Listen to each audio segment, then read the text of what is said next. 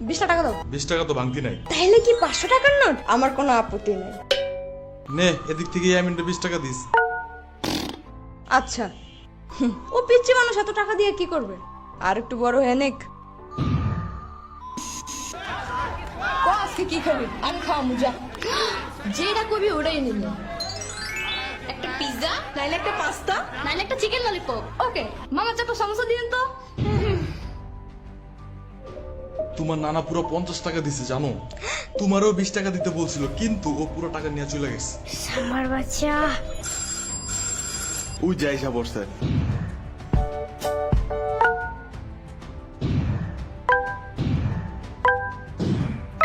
কি হইছে? আমার 50 টাকা কই? কিসের টাকা? না সকালে দিচ্ছে, মামা বললো।